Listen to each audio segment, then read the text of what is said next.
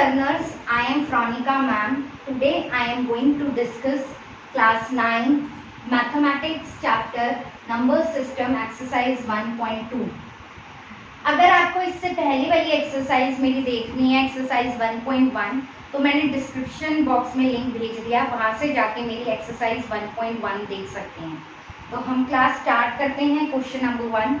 लेकिन question number 1 से पहले आपको कुछ बेसिक चीज़ों के बारे में नॉलेज होनी चाहिए, जो मैंने अपनी फर्स्ट क्लास में भी बताई थी कि आपको पता होना चाहिए रियल नंबर्स क्या होते हैं।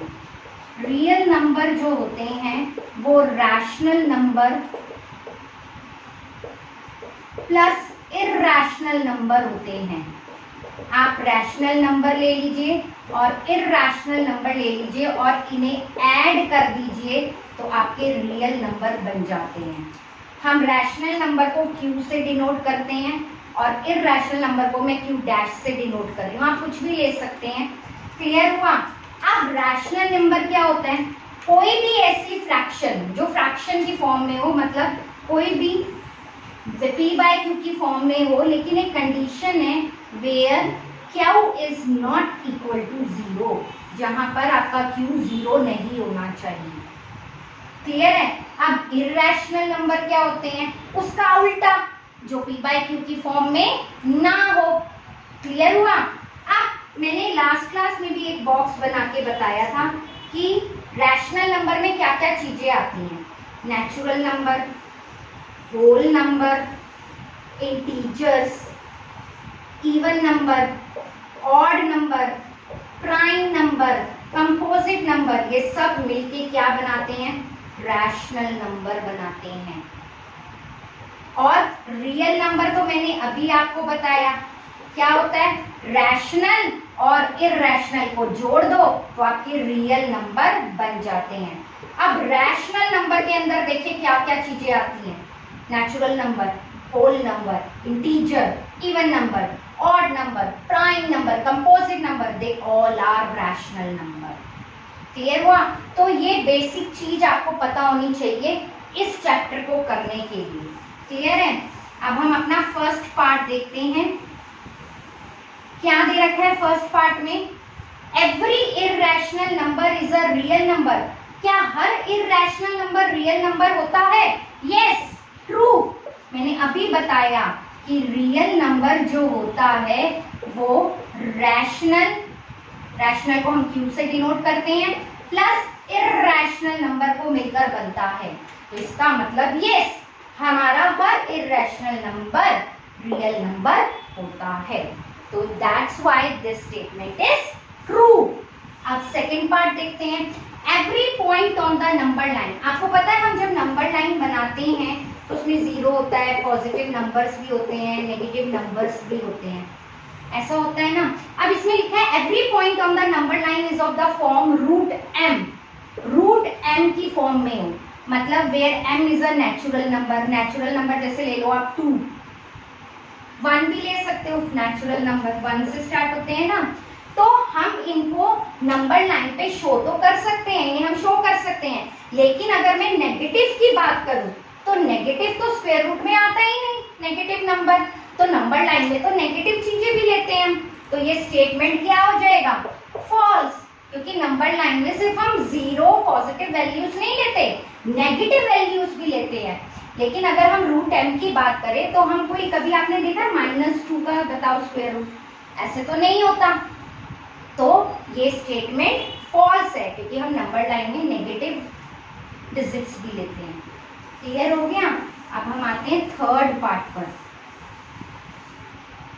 Every real number is an irrational number. क्या हर रियल नंबर इरैशनल नंबर होता है? नहीं, क्योंकि रियल नंबर जो होता है मैंने अभी बताया वो रैशनल प्लस इरैशनल नंबर को मिलकर बनता है।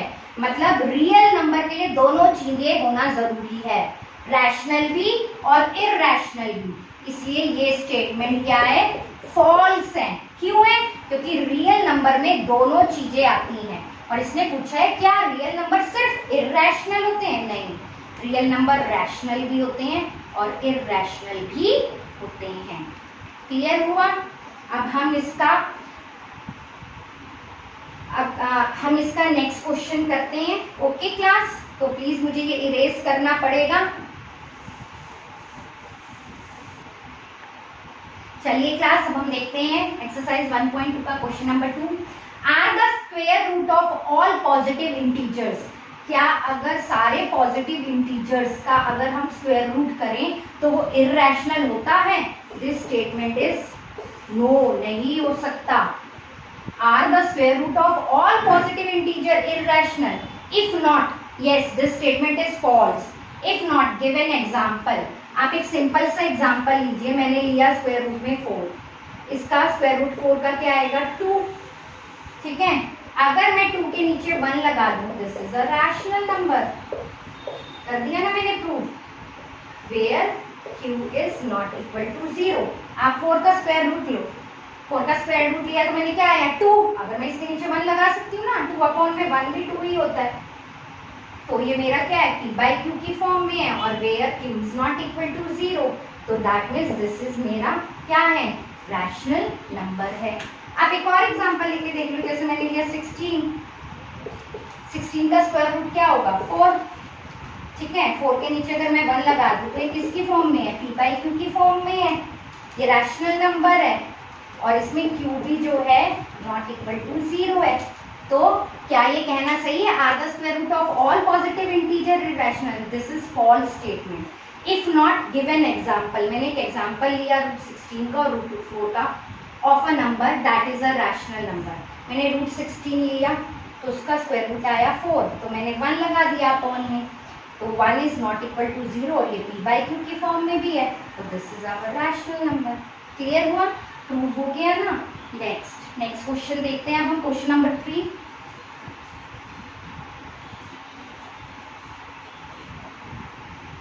चलिए क्लास, एक्सरसाइज 1.2 का क्वेश्चन नंबर 3 देखते हैं। Show that root 5 can be represented on a number line. This question is important. ये क्वेश्चन अब तक आपके इस चैप्टर में सबसे इम्पोर्टेंट है। इस टाइप का क्वेश्चन आपके पेपर में जरूर आएगा। आपको रूट 5 को एक नंबर लाइन पर बनाना है। क्लियर है? तो आप एक नंबर लाइन बनाइए और डिस्टेंस बराबर का लीजिए। फॉर एग्जाम्पल ये 0 है, 1, 2, 3, -1, -2। मतलब मेरा कहने का मतलब ये है, आपका इनका गैप सबका बराबर होना चाहिए। मतलब -2 से -1, -1 से 0, 0 से 1, 1 से 2 एंड 2 से 3, इन सब का गैप आपका बराबर होना चाहिए। आपको रूट 5 को नंबर लाइन पर दिखाना है। इसके लिए आपको एक राइट एंगल ट्राइंगल की आपने थ्योरम करी होगी, राइट एंगल ट्राइंगल की, जिसमें हम ये क्या होते हैं, 90 डिग्री का हमारा एंगल होता है, जिसे हम ये बोलते हैं परपेंडिकुलर। He is perpendicular. आपको याद होगा, आपने छोटी क्लासेस में पढ़ा है। This is hypotenuse, slanting line, hypotenuse. This is your hypotenuse, this is slanting line, and this is your base. तो क्या फॉर्मूला होता है? हाइपोटेन्यूज का square is equal to perpendicular का स्क्वायर प्लस बेस का स्क्वायर। ये इसमें आपके बहुत काम आएगा। इस क्वेश्चन में अगर आपको ये आती है, आपको पता है कि पाइथागोरस थ्योरम क्या होती है कि hypotenuse is equal to perpendicular का स्क्वायर प्लस बेस का स्क्वायर, तो ये आनी आपको बहुत ज़रूरी है। और नहीं आती तो अब आप सीख लीजिए, क्योंकि इस साल आपको 9th में ये बहुत काम आने वाली है। क्लियर हुआ? तो अब हमारे पास है रूट 5। तो अगर मैं ये फॉर्मूला लगाऊं, X square is equal to P square plus B square, तो मेरा परपेंडिकुलर जो है, अगर मैं मान के चलूं, जैसे मान लीजिए मैं 1 ले रही हूँ, 1 का स्क्वायर प्लस 2 का स्क्वायर, जब भी तो देखिए अभी मेरा क्या होगा, 1 का स्क्वायर क्या होता है 1, प्लस 2 का स्क्वायर क्या होगा मेरा 4, तो 4 प्लस 1 इज 5। तो ये मेरा हाइपोटेन्यूज का स्क्वायर चलते आ रहा है। अब मेरे को हाइपोटेन्यूज निकालना है, तो मेरा क्या आ गया रूट 5। तो अब मुझे क्या लेना है, मैंने परपेंडिकुलर क्या लिया है 1 लिया है, और बेस मैंने क्या लिया है 2 लिया है। अब आप 2 वैसे भी ले सकते हैं, जरूरी नहीं है, मैंने अपने अकॉर्डिंग लिया है। आप ऐसे भी ले सकते हैं, परपेंडिकुलर को 2, बेस को 1, आप ऐसे भी ले सकते हैं। तो अब आप देखिए मैंने क्या लिया, 2 और 1 का मैंने कॉम्बिनेशन लिया है। तो अब देखिए मेरा ये 2 है, इसे मैंने मान लिया a, तो मैंने 0 से 2 ले लिया। क्लियर हुआ?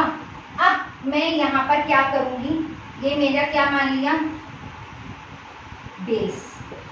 ये मेरा हो गया 0 से लेकर 2 तक मेरा क्या हो गया, बेस। अब मेरे को परपेंडिकुलर लेना है, तो परपेंडिकुलर मैं यहाँ पे कितने का डिस्टेंस लूंगी स्केल से, मान लीजिए मेरे पास अभी स्केल नहीं है, तो ये मान लीजिए मेरा 1 है और यहाँ मैंने पॉइंट दे दिया इसे B। क्लियर हुआ? आई बात समझ में? ये मेरा क्या है, परपेंडिकुलर, ये मेरा क्या है, बेस।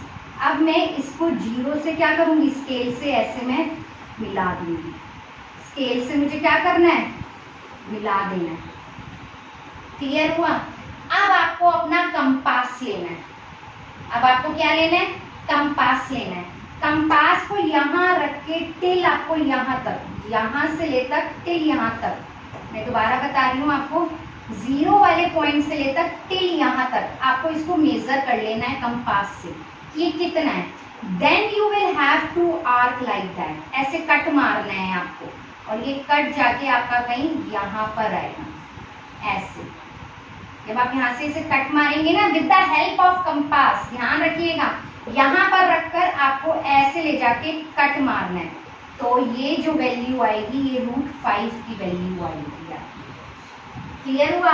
तो हम यहाँ पे लिख सकते हैं √5, क्योंकि आपको पता है आपका हाइपोटेन्यूज कितना है, √5, and hypotenuse is this slanting line, and base is your 0 to 2। मैंने देखिए बेस क्या लिया, 2, परपेंडिकुलर मेरा कितना है, 1, हाइपोटेन्यूज मेरा कितना निकला, √5। तो मैंने यहाँ से कंपास खोला, पहले मैंने इसे मेजर किया, ये यहाँ से लेकर यहाँ तक कितना है, देन मैंने उसे यहाँ पर ऐसे घुमा के आर्क लगाया।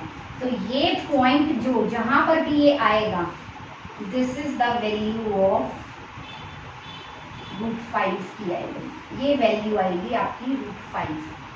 क्लियर हुआ? तो this is your question number 3। अगर क्लास आपको मेरा वीडियो अच्छा लगे तो please like, share and subscribe जरूर करिएगा मेरे चैनल को।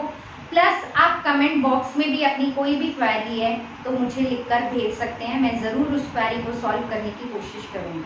Stay home, stay safe.